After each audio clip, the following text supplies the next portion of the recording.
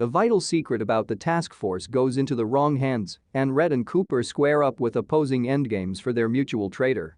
The Blacklist Season 9 conclusion continues up, right where we left off, with Marvin on the run from Red. Marvin is swiftly tracked down to a private plane on another airfield, where he is apprehended and brought in for questioning by the task force. Red, on the other hand, is furious with the FBI for taking Marvin in, as well as Panabaker and Cooper. Cooper interrogates Marvin in the interrogation room, but the attorney refuses to speak with anybody but Panabaker. He requests his own task force, claiming that he has all of the same resources as Red and his squad, but is more trustworthy. They come to an agreement, and all of Cooper's charges are dropped as long as Marvin lives. To keep Red away from Marvin, the task force must do everything it takes. Marvin is held at the Calvin Coolidge Correctional Center, which also houses other high-profile criminals, like assassin Wudging, who is number 84 on the blacklist. Wudging has devised a plan to flee, but he requires legal counsel on how to get to the courthouse. Marvin supplies him with the assistance he requires. Wudging, believing Marvin is working for Red, requests Red's assistance in getting out of the country. Instead, Marvin informs him that Red was the one who originally imprisoned him. He gives Wudging a list of the blacklisters who Red had assisted the FBI in apprehending. On Red monitoring duty are Park and Demb. They notice Red handing money to one of the security guards at the correctional facility. They bring him in, and he tells that Red intends to break into the facility via a backdoor. Red and the guard are meant to meet at the hallway so that the guard may view Marvin. As the task force quickly disassembles the jail's secret doorway, Ressler accompanies Marvin to the courthouse to finalize his deal. Marvin is well aware that he is on borrowed time till Red arrives.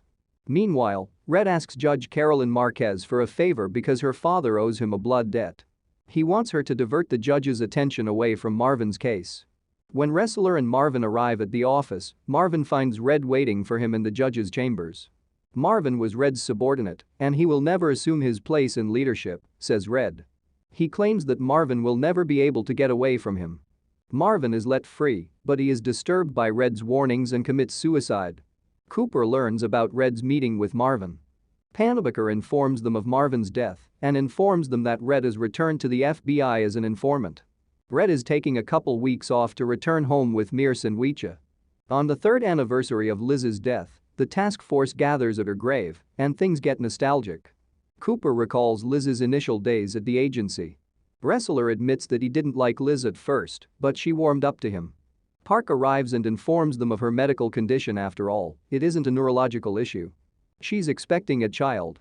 Park and Aram both announce that they will be taking a break.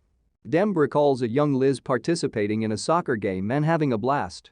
The group embraces in a heartfelt embrace. Cut to Wudging as he walks to the courthouse. His contact informs him that a jet is waiting for him in Beijing. Wudging informs him that they will not be returning home. He intends to assassinate Red with the assistance of other blacklisters from Marvin's list.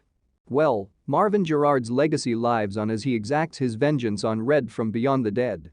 Of course, we already know that this will be the central theme of next season, as Red will have to face the repercussions of his actions once more.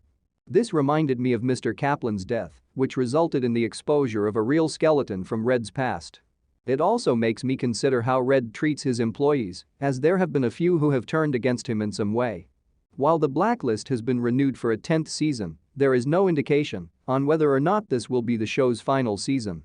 I guess we'll have to wait and see how Red handles the power of many blacklisters.